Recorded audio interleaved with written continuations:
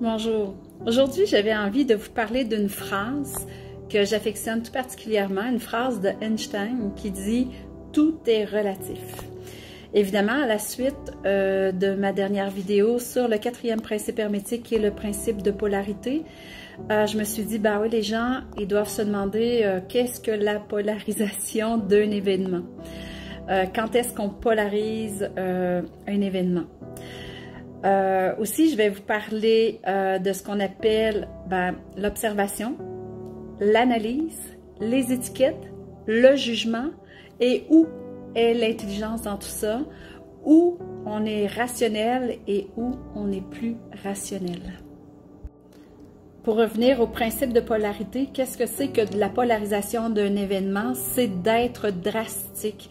C'est d'être aussi dans la pensée binaire, de dire comme tout est blanc, tout est noir. Cette personne-là est super gentille ou elle est super méchante, sans prendre en compte les nuances puis les degrés qu'il peut y avoir. C'est sans prendre en compte le contexte dans lequel l'événement s'est passé.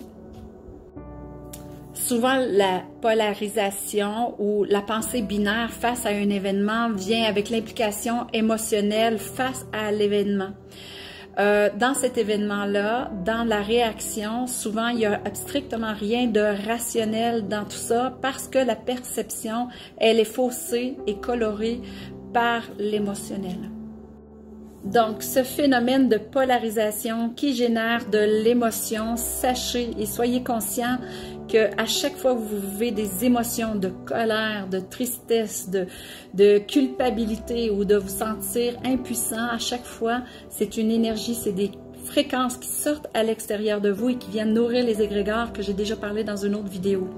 Ces égrégores-là, je peux vous assurer que vous devenez du caviar et un festin pour eux autres. À chaque fois que vous vivez l'émotion sort au travers de vous, l'énergie sort, les fréquences sortent et vous perdez votre puissance. Vous nourrissez quelque chose et vous perdez cette puissance-là. Donc, quand vous perdez votre puissance, vous perdez aussi votre pouvoir créateur. À chaque fois que vous avez besoin de prendre des résolutions, que vous devez prendre, vous devez avoir de la volonté pour passer à l'action, bien, cette énergie-là, vous l'avez perdue. Vous avez nourri quelque chose d'autre. Les gens ne sont pas conscients de cette énergie-là. Sachez qu'il y a une autre phrase que j'aime beaucoup, c'est « Rien ne se crée, rien ne se perd, tout se transforme ». Je peux vous assurer que cette énergie-là, il vaut mieux la préserver pour vous, pour devenir vraiment des agents créateurs et avoir l'énergie pour le faire.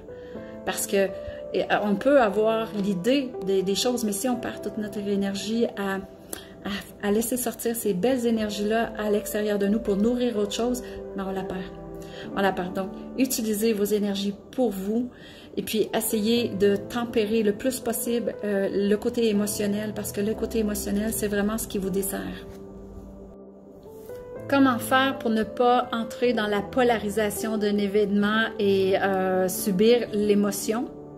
Ben, en fait, c'est l'observation et c'est l'analyse de l'événement. Un peu comme lors d'un procès à la cour où on écoute des témoins pour débattre sur des semaines pour pouvoir émettre un jugement. Le juge va rendre la sentence et donner son jugement à la fin. Ou un peu comme qu'on pourrait faire dans un laboratoire où on se met à un microscope avec des éprouvettes et qu'on analyse froidement, rationnellement le contenu de l'éprouvette sans apposer d'émotion puisque on n'est pas émotionnellement impliqué dans la chose. J'ai souvent entendu dans certains courants que c'était très mal d'apposer des étiquettes ou de porter des jugements sur certains événements ou sur des personnes. Je vais revenir à mes deux exemples précédents.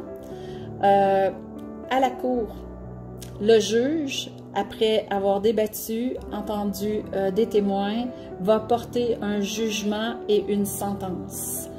Tout comme dans un laboratoire, si on a deux éprouvettes, une éprouvette avec du cyanure et une avec de l'eau, si on ne veut pas avoir de problème ou d'intoxication ou quelque chose du genre, ben les étiquettes peuvent être très utiles. Surtout si on sait que dans un laboratoire, il peut y avoir des centaines, voire des milliers d'éprouvettes. Si on n'a rien étiqueté, on a un petit souci. Donc, là où ce que c'est pas correct, c'est rentrer dans les jugements de valeur et de dire à tout le monde, ben, telle personne est de telle manière. Il faut vraiment laisser les gens faire leur propre expérience parce que ça se peut que la personne, selon les échanges qu'il y a entre deux personnes, la chimie qu'il y a entre deux personnes, peut faire en sorte qu'avec une autre personne, ils agissent complètement différent. Donc, laissons les gens vivre leur expérience et grandir au travers de ces expériences-là. Ce n'est pas à nous de leur dire quoi penser de l'expérience qu'ils ont à vivre. Ça, on appelle ça le libre arbitre, si libre arbitre il y a réellement. Mais quand on connaît les lois, la personne a le droit de faire ses expériences et d'apposer elle-même ses étiquettes pour son expérience à elle. Donc là aussi, il faut prendre en compte qu'une personne peut changer. Selon le contexte, la personne peut être radin à un certain moment de sa vie où elle vit des soucis financiers, une période précaire et être complètement différente des années plus tard parce que sa situation est changée. Tout comme l'éprouvette, si elle est sujette à l'air, la lumière, la chaleur, le contenu peut changer. Donc, apposer des étiquettes pour toujours, des jugements pour toujours, ça, il ne faut pas faire ça. Il faut toujours rester avec ce côté rationnel-là, sorti de l'émotionnel, pour être capable d'être vraiment en mesure d'analyser la personne, les circonstances et le contenu d'une éprouvette. Je vais vous parler de deux exemples qui prouve et qui vient étayer et soutenir ce que je vous ai dit un peu plus tôt sur le fait d'apposer des étiquettes et des jugements. Tant que ce ne sont pas des jugements de valeur ou basés sur l'émotionnel, il y a au niveau du côté psychologique, et ça ne date pas d'aujourd'hui, hein, ça ne date pas d'hier non plus, ça date de la Grèce antique, au temps de Hippocrate, qui a popularisé la théorie sur les 4 principaux types de personnalités psychologiques. Ces 4 types de personnalités psychologiques-là sont le flegmatique, le colérique, le sanguin et le mélancolique. Parallèlement à ça, il y avait un autre courant qui s'appelait le courant du stoïcisme. Des stoïciens avaient amené 3 types principaux de personnalité qui étaient la personnalité bêta. Les bêtas, c'est la majorité de la population. Ensuite de ça, je vais vous parler des alphas. Les alphas, tout le monde a entendu parler de l'être alpha. C'est souvent les personnes qu'on va trouver sur le devant de la scène. Ils sont souvent à des postes de contrôle, des postes qui dirigent les autres personnes. Ce sont souvent des cadres, des boss, des supérieurs. Aussi, la troisième personnalité principale, c'est l'être sigma. Donc déjà, si c'est fait de manière rationnelle, intelligente et détachée de tout émotionnel, là, à ce moment-là, c'est bien, c'est très bien de le faire. Et c'est important de le faire et c'est intelligent de le faire. Comment faire pour ne pas tomber dans ce qu'on appelle la polarisation et tomber dans l'émotionnel qui génère des émotions, et ces émotions-là, c'est des énergies qui sortent à l'extérieur et qui sont captées par des égrégores pour perdre nos énergies. Comment faire? C'est encore et toujours l'introspection. C'est toujours le fait de se positionner au-dessus de la situation, ne jamais rentrer dans l'émotionnel, ne pas fusionner avec le truc, ne pas le prendre personnel et de regarder tout le temps ça comme un observateur, comme un téléspectateur, un spectateur de cet événement-là. Ne jamais aussi se mettre l'étiquette de victime, parce qu'à partir du moment où on est une victime, on subit. Et on n'a plus de pouvoir sur ce qui se passe. Sachez aussi une chose, parce qu'au niveau du savoir initiatique, on apprend que l'être humain, la personne, l'ego, est connecté avec, ça c'est sur le plan physique, on est connecté sur le plan éthérique, sur le plan invisible, à son esprit qui est positionné sur un autre plan, avec lequel il interagit, parce que l'esprit nous envoie toutes les expériences que l'on doit avoir dans notre vie pour nous faire évoluer. Et quand on se positionne en tant que victime et qu'on ne se responsabilise pas, qu'on est tout le temps en train d'être dans le triangle victime, bourreau, sauveur, on n'apprend pas. Ça, je l'ai déjà dit dans une autre vidéo. Et sachez que l'esprit, tant si longtemps qu'on n'apprend pas de l'expérience, l'histoire se répète.